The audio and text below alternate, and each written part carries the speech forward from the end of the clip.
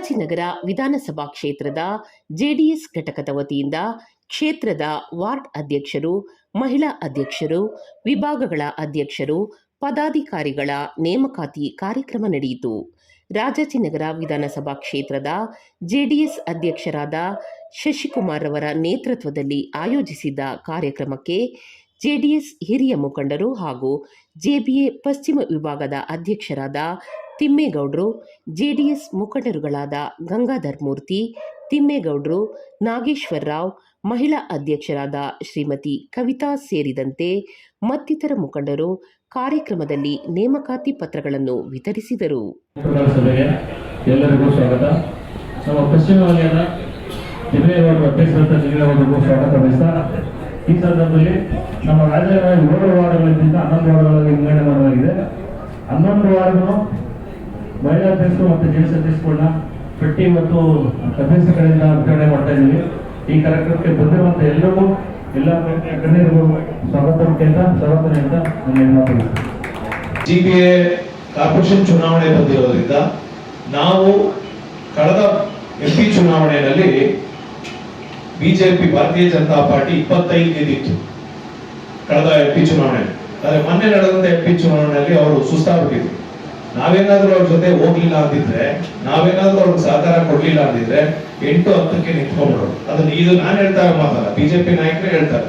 JDS ಜೊತೆ ಹೋಗಿದ್ದಕ್ಕೆ ನಮಗೆ 17-18 seat ಬರ್ಲಿಕ್ಕೆ ಸಾಧ್ಯ ಆಯ್ತು. ಇಲ್ಲ ಅಂದಿದ್ರೆ ನಾವು 16 ಕಡೆ ಸೋಲ್ತಿದ್ವಿ. ಈ ಸಹಕಾರ ಕೊಟ್ಟು ನಾವು ದೇಶದಲ್ಲಿ ಪ್ರಧಾನಮಂತ್ರಿ ಆದಂತಹ ಶ್ರೀ ಮೋದಿಜಿ ಅವ್ರನ್ನ ಪ್ರಧಾನಮಂತ್ರಿ ಆಗ್ಲಿಕ್ಕೆ, ಅದೇ ರೀತಿ ಕುಮಾರಣ್ಣ ಕೇಂದ್ರದ ಮಂತ್ರಿ ಆಗ್ಲಿಕ್ಕೆ ಜೆಡಿಎಸ್ ನ ಕಾರ್ಯಕರ್ತರು ಸಿಕ್ಕಾಪಟ್ಟೆ ಕಷ್ಟ ಇದೆ, ಕಷ್ಟಪಟ್ಟು ಕೆಲಸ ಮಾಡಿದ್ದಾರೆ. ಶಶಿಕುಮಾರ್ ಅವರು ಸಂಘಟನೆ ಮಾಡಬೇಕಂತ ನಾನು ಕೇಳ್ಕೊಳ್ತೀನಿ. ಯಾಕೆ ಅಂದ್ರೆ ಮುಂದೆ ಈಗ ಗಂಗಾಧರ ಮೂರ್ತಿ ಸಭೆ ಇದೆ. ಈಗ ಕುಮಾರಣ್ಣ ಅವ್ರದ್ದು ಒಳ್ಳೆ ಚೆನ್ನಾಗಿದೆ, ಎಲ್ಲಾ ಸ್ಟೇಟ್ ಅಲ್ಲೂ ಇದೆ. ಆಮೇಲೆ ಅವ್ರ ಕಾರ್ಯಕ್ರಮಗಳನ್ನ ನಾವು ಮುಂದೆ ತಗೊಂಡು ಹೋದ್ರೆ ಜನ ಓಟ್ ಹಾಕಂತಾರೆ.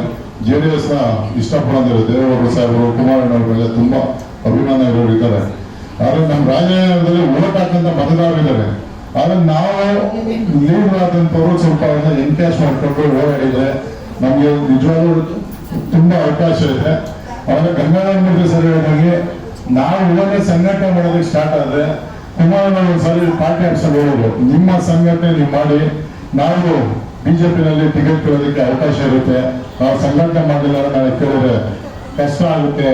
ನಿಮ್ಮ ಕ್ಷೇತ್ರಗಳಲ್ಲಿ, ನಿಮ್ಮ ವಾರ್ಡ್ಗಳಲ್ಲಿ ನೀವು ಸಂಘಟನೆ ಮಾಡಿದ್ರೆ ಕೇಳೋದಕ್ಕೆ ಅವಕಾಶ ಇದೆ, ದಯವಿಟ್ಟು ಮಾಡಿ ಅಂತ ಕುಮಾರಣ್ಣ ಹೇಳಿದ್ದಾರೆ. ಗಂಗಾಧರ ಮೂರ್ತಿ ಸರ್ ಅದನ್ನು ಹೇಳಿದ್ದಾರೆ. ಇವು ಜನತಾದಳ ಪಕ್ಷ ಮುಂದಿನ ಚುನಾವಣೆ ಬಿಬಿಎಂಪಿ ಜಿಬಿಎ ಚುನಾವಣೆ, ಬಿಬಿಎಂಪಿ ಮರೆಯೋಕ್ಕಾಗ್ತದೆ ಜಿಬಿಎ ಮತ್ತು ಅದು ಬಿಟ್ರೆ MLA ಎಲೆಕ್ಷನ್ ಬರೋದಿದೆ. ಆದ್ರಿಂದ 5 ಜಿಲ್ಲೆ 5 ಅಧ್ಯಕ್ಷರನ್ನ ನೇಮಕ ಮಾಡಿದ್ದಾರೆ.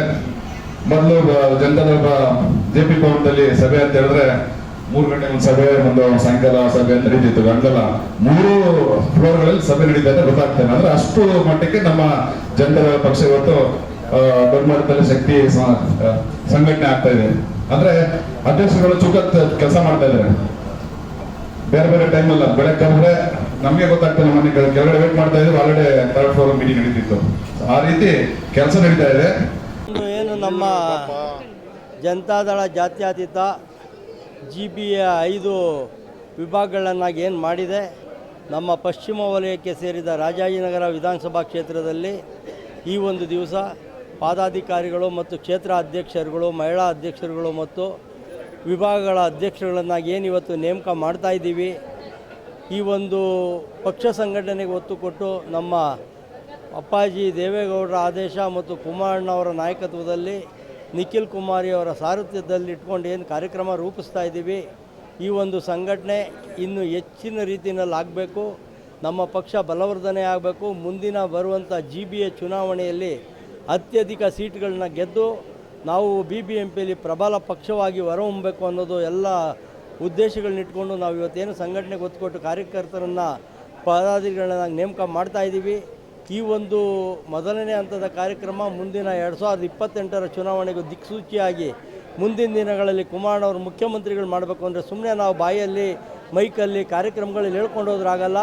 ಪ್ರತಿನಿತ್ಯ ಜನಗಳ ಮಧ್ಯೆ ಹೋಗಿ ಜನಗಳ ಜೊತೆಯಲ್ಲಿ ನಿಂತುಕೊಂಡು ಅಪ್ಪಾಜಿ ದೇವೇಗೌಡರು ಮಾಡಿರುವಂಥ ಕಾರ್ಯಕ್ರಮಗಳು, ಕುಮಾರಣ್ಣವ್ರು ಕೊಟ್ಟಿರುವಂಥ ಕಾರ್ಯಕ್ರಮಗಳು ಬೆಂಗಳೂರಿಗೆ ಇವತ್ತು ಎಲ್ಲ ಕಾರ್ಯಕ್ರಮಗಳನ್ನು ನೆನೆಸ್ಕೊಳ್ಳಿ. ಮೊದಲನೇದಾಗಿ ಮೆಟ್ರೋ ಇವತ್ತು ಬೆಂಗಳೂರಿಗೆ ಬರೋದಕ್ಕೆ ಕಾರಣ ಯಾರು ಅನ್ನೋದು ಎಲ್ಲರಿಗೂ ಗೊತ್ತಿದೆ.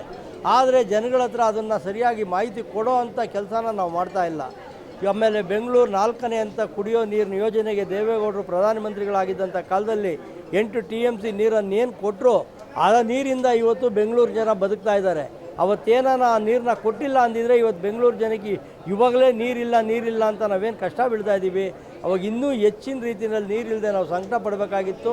ಅದೇ ರೀತಿ ರೆವಿನ್ಯೂ ಸೈಟ್ಗಳಿಗೆ ಖಾತೆ ಮಾಡಿದ್ದಿರ್ಬೋದು, ಸಕ್ರಮ ಮಾಡಿ, ಮತ್ತು ಬೆಂಗಳೂರಿನ ಫ್ಲೈಓವರ್ಗಳನ್ನ ನಿರ್ಮಾಣ ಮಾಡಿದ್ದಿರ್ಬೋದು, ಮತ್ತು ರಿಂಗ್ ರೋಡ್ನ ನಿರ್ಮಾಣ ಮಾಡಿದ್ದಿರ್ಬೋದು. ಎಲ್ಲ ಕಾರ್ಯಕ್ರಮಗಳು ನಮ್ಮ ಜನತಾದಳದ ದೇವೇಗೌಡರ ಕಾಲದಲ್ಲಿ ಆಗಿರುವಂಥ ಕಾರ್ಯಕ್ರಮಗಳೇ ಹೊರತು ನಮ್ಮ ಮಿತ್ರ ಪಕ್ಷ ಇರಲಿ ಮತ್ತು ಕಾಂಗ್ರೆಸ್ ಪಕ್ಷ ಇರಲಿ ಅವ್ರು ಯಾವುದೂ ಈ ರೀತಿ ಕಾರ್ಯಕ್ರಮಗಳನ್ನ ಮಾಡಿಲ್ಲ. ಜನಗಳನ್ನ ಸುಮ್ಮನೆ ಕೆಲಸ ಮಾಡ್ತೀವಿ ಅಂತ ಹೇಳ್ಕೊಂಡು ಯಾಮಾರಿಸ್ಕೊಂಡು ತಿರುಗ್ತಾ ಇದ್ದಾರೆ.